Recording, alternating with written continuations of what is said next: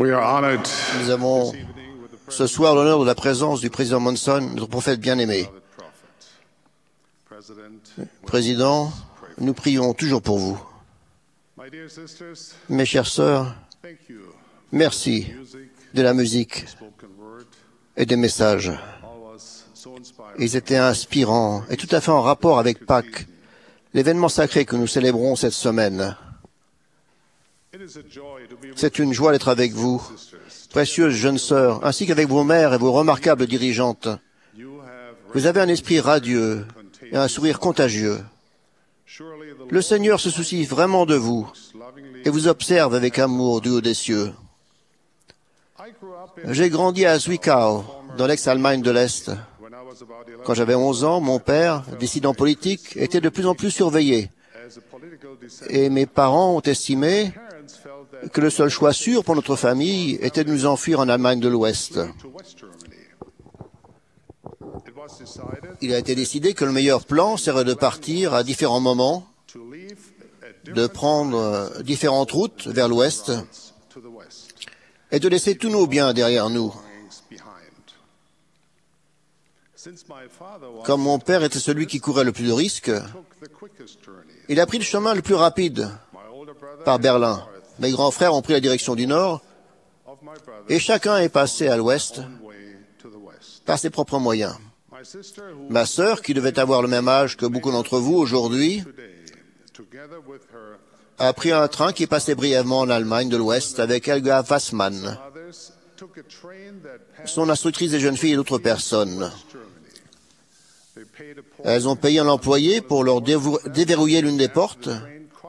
Et une fois que le train a eu dépassé la frontière de l'Allemagne de l'Ouest, elles ont sauté en marche vers la liberté. Comme j'admirais ma sœur pour son courage.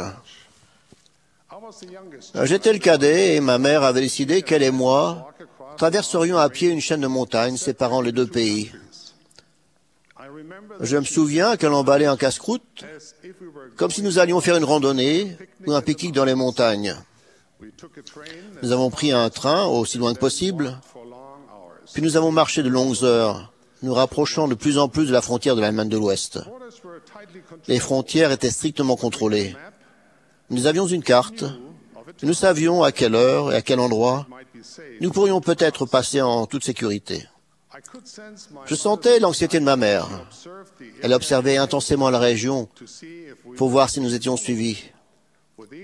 À chaque pas, ses jambes et ses genoux semblaient faiblir, tandis que nous escaladions une dernière colline qui n'en finissait pas. Je l'ai aidé à porter son sac lourd, rempli de nourriture, de documents importants et de photos de famille.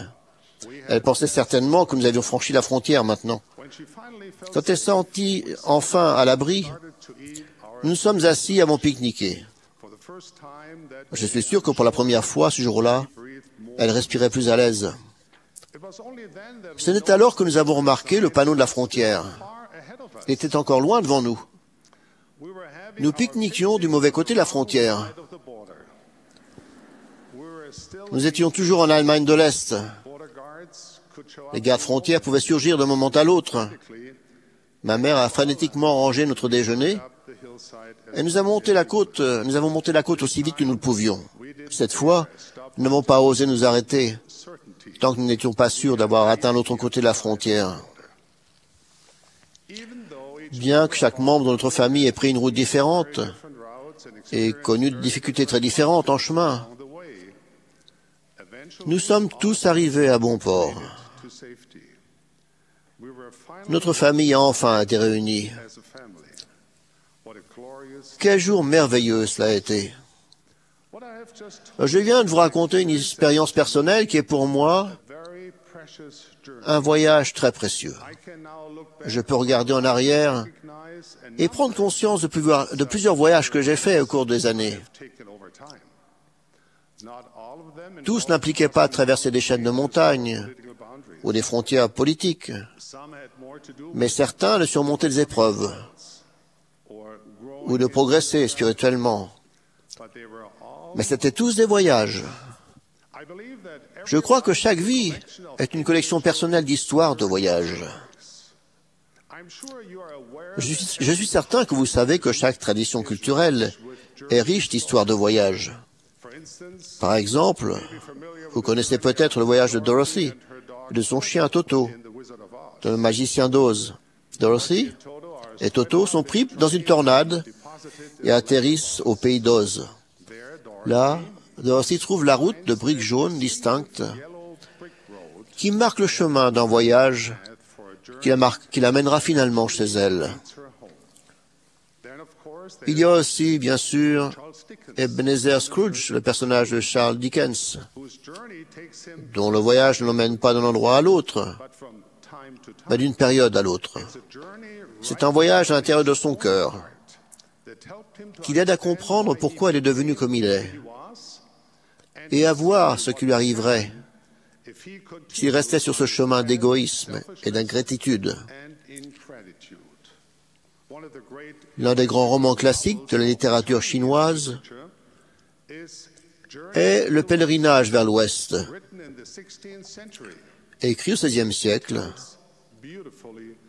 Il raconte merveilleusement bien le pèlerinage plein d'aventures d'un moine qui, avec l'aide de 4 personnages amicaux, fait un voyage qui le mène à la sagesse. Et bien sûr, il y a Bilbo Sackett, petit hobbit modeste qui aurait préféré de beaucoup rester chez lui et manger sa soupe. Mais quelqu'un frappe un jour à sa porte. Il répond à l'appel vers l'inconnu et part dans le monde avec un magicien et un groupe de nains pour accomplir une mission dangereuse, mais d'importance capitale.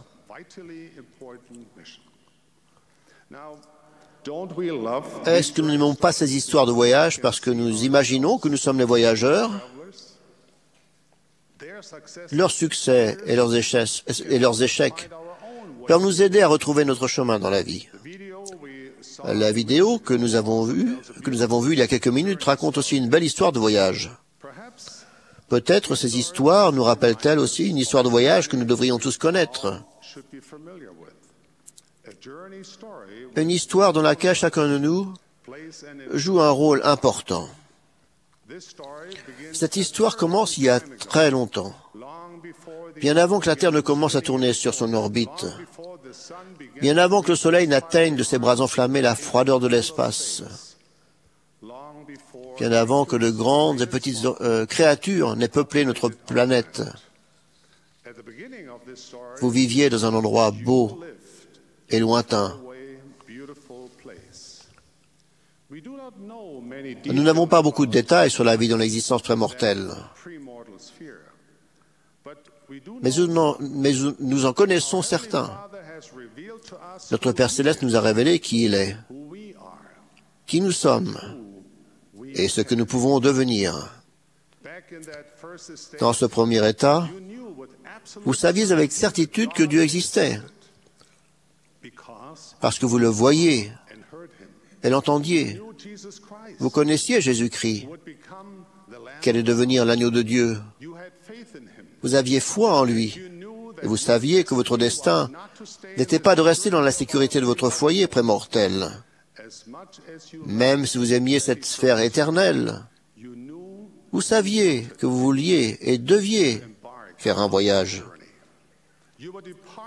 Vous alliez quitter les bras de votre Père, traverser le voile de l'oubli, recevoir un corps mortel, et apprendre et vivre des choses qui vous aideraient à progresser pour devenir plus semblable à votre Père Céleste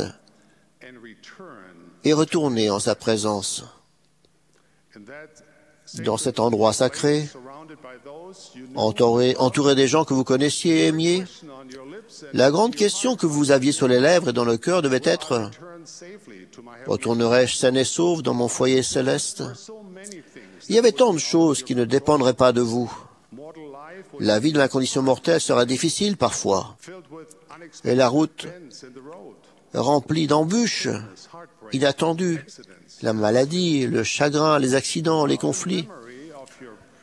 Sans le souvenir de votre précédente existence, sans vous souvenir que vous aviez marché avec votre Père Céleste autrefois, pourriez-vous toujours reconnaître sa voix?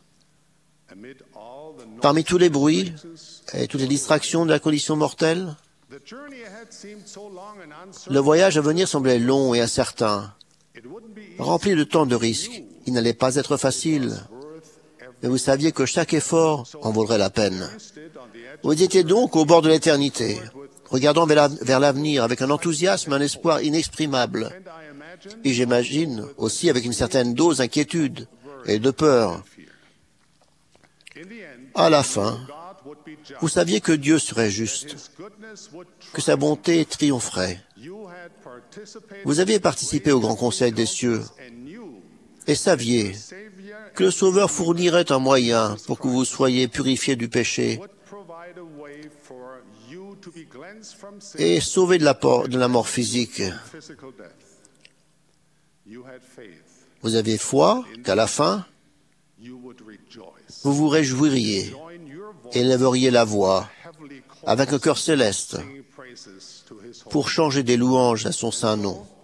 Alors, vous avez pris une grande inspiration et fait un grand pas en avant. Et vous voilà. Vous vous êtes tous embarqués dans votre merveilleux voyage pour retourner dans votre foyer céleste. Maintenant que vous êtes ici, sur la terre, serait sage de vous demander comment se passe votre voyage. Êtes-vous sur la bonne route? Devenez-vous la personne que vous deviez être et vouliez être? Faites-vous des choix qui vous aideront à retourner auprès de votre Père céleste? Il ne vous a pas envoyé faire ce voyage pour que vous erriez sans but, seul. Il veut que vous reveniez auprès de lui. Il vous a donné des parents aimants et des dirigeants de l'Église fidèles, ainsi qu'une carte qui décrit le terrain et identifie les dangers. Cette carte vous montre où trouver la paix et le bonheur et vous aide à organiser votre voyage de retour. À présent, où pouvez-vous trouver cette carte? Dans les Écritures sacrées, dans les paroles des prophètes et des apôtres, et dans la révélation personnelle qui vous parvient par l'intermédiaire du Saint-Esprit. Cette carte est l'Évangile de Jésus-Christ, la bonne nouvelle et le chemin joyeux du disciple du Christ. Ce sont les commandements et l'exemple donné par notre avocat et notre maître, qui connaît le chemin, parce qu'il est le chemin. Bien sûr, le fait d'avoir une carte ne vous fera aucun bien si vous n'étudiez pas, si vous ne l'utilisez pas pour trouver votre chemin dans la vie. Je vous invite à faire de l'étude et de l'application de la parole de Dieu une haute priorité. Ouvrez votre cœur au Saint-Esprit pour qu'il puisse vous diriger tout au long de votre voyage de la vie. Votre carte est remplie de messages encourageants et instructifs de votre Père céleste et de son Fils Jésus-Christ. Aujourd'hui, je vais vous donner 3 de ces messages qui vous aideront à réussir votre voyage de retour. Le premier message, ne craignez pas, car moi, le Seigneur, je suis avec vous. Vous n'êtes pas seul dans ce voyage. Votre Père céleste vous connaît. Même quand personne d'autre ne vous entend, lui vous entend. Quand vous vous réjouissez dans la justice, il se réjouit avec vous. Quand vous êtes cerné par les épreuves, il a de la peine avec vous. L'intérêt de votre Père céleste pour vous ne dépend pas de votre richesse, de votre beauté, de votre santé, ni de votre intelligence. Il ne vous voit pas tel que le monde vous voit. Il vous voit tel que vous êtes réellement. Il regarde à votre cœur et il vous aime parce que vous êtes son enfant. Chères sœurs, recherchez-le sérieusement et vous le trouverez. Je vous le promets, vous n'êtes pas seul. Maintenant, prenez un moment et regardez les personnes qui vous entourent. Certaines sont vos dirigeantes, vos amis ou des membres de votre famille. D'autres sont peut-être des personnes que vous n'avez jamais vues. Quoi qu'il en soit, chaque personne qui vous entoure dans cette réunion, comme partout ailleurs, aujourd'hui comme n'importe quand, a été vaillante dans le monde prémortel. La personne d'apparence modeste et ordinaire à côté de vous a peut-être été une personne que vous aimiez et admiriez dans le monde des esprits. Vous avez peut-être été un tel exemple vous-même. Vous pouvez être sûr d'une chose. Chaque personne que vous voyez, quelle que soit sa race, sa religion, ses opinions politiques, sa morphologie ou son apparence, est de votre famille. La jeune fille que vous regardez a le même Père céleste que vous. Elle a quitté sa présence aimante, tout comme vous, désireuse de venir sur terre et de vivre de manière à pouvoir un jour retourner auprès de lui. Toutefois, elle peut se sentir seule, tout comme vous parfois. Elle peut même parfois oublier le but de son voyage. S'il vous plaît, rappelez-lui, par vos paroles et vos actes, qu'elle n'est pas seule. Nous sommes là pour nous aider les uns les autres. La vie peut être difficile. Elle peut endurcir le cœur au point que certaines personnes semblent impossibles à atteindre. Certaines ont peut-être de la colère en elles. D'autres peuvent se moquer et railler les gens qui croient en un Dieu aimant. Mais réfléchissez à ceci. Même si elles ne s'en souviennent pas, à un moment donné, elles ont, elles aussi, désiré ardemment retourner auprès de leur Père céleste. Vous n'avez pas la responsabilité de convertir qui que ce soit. C'est le travail du Saint-Esprit. Votre responsabilité est de parler de vos croyances et de ne pas avoir peur. Soyez amical envers tous, mais ne transigez jamais sur vos principes. Restez fidèle à vos convictions et à votre foi. Tenez-vous droite, parce que vous êtes une fille de Dieu et qui se tient à vos côtés. Deuxième message, aimez-vous les uns les autres comme je vous ai aimé. Vous êtes-vous déjà demandé quelle langue nous parlions tous quand nous vivions à la présence de Dieu? J'ai la forte impression que c'était l'allemand. Mais je suppose qu'on ne peut pas en être sûr. Mais je sais que dans notre vie prémortelle, nous avons appris directement du Père, de notre esprit, une langue universelle, une langue qui a le pouvoir de surmonter les barrières émotionnelles, physiques et spirituelles. Cette langue, c'est l'amour pur de Jésus-Christ. C'est la langue la plus puissante au monde. L'amour du Christ n'est pas un amour fin. Ce n'est pas l'amour d'une carte de vœux. Ce n'est pas le genre d'amour que l'on glorifie dans la musique ou les films à succès. Cet amour entraîne un vrai changement de mentalité. Il peut percer la haine et dissoudre l'envie. Il peut guérir le ressentiment et éteindre le feu de l'amertume. Il peut faire des miracles.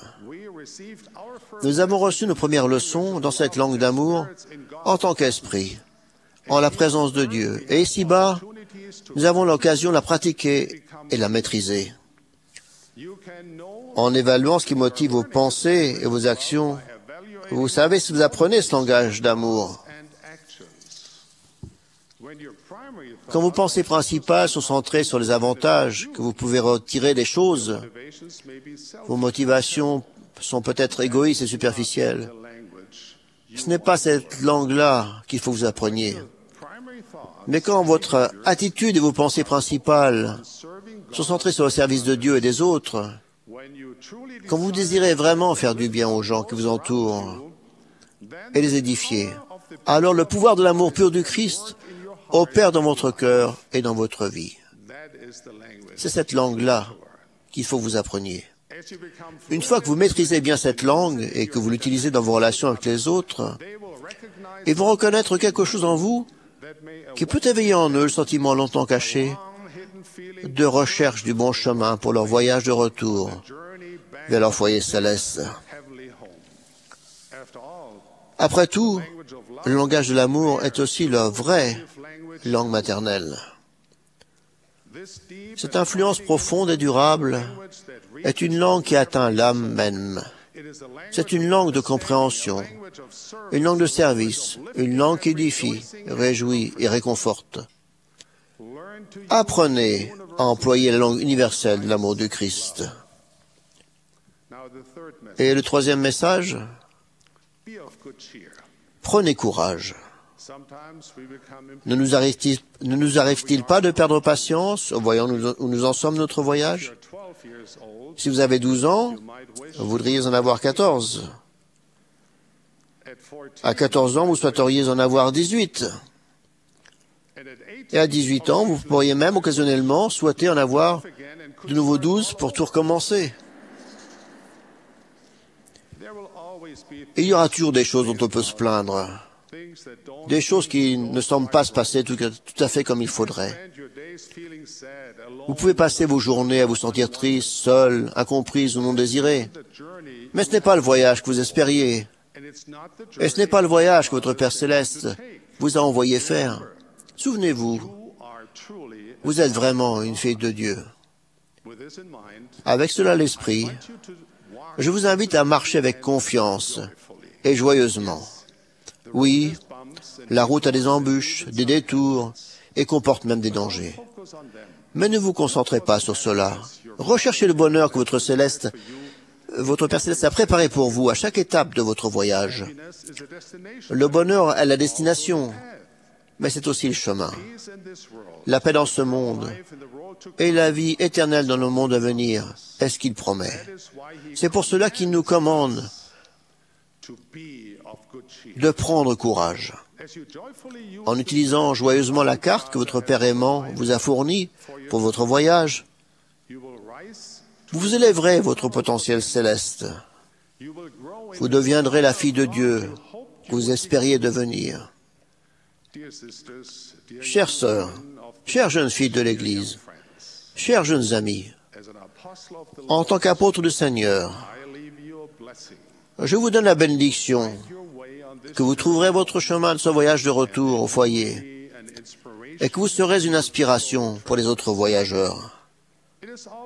Je vous promets aussi, et je prie pour cela, qu'en honorant et en respectant les alliances, les principes et les valeurs de l'Évangile de Jésus-Christ,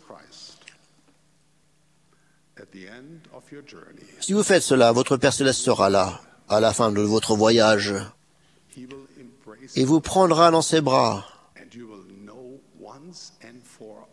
et vous saurez une fois pour toutes que vous êtes rentrés sains et saufs à la maison.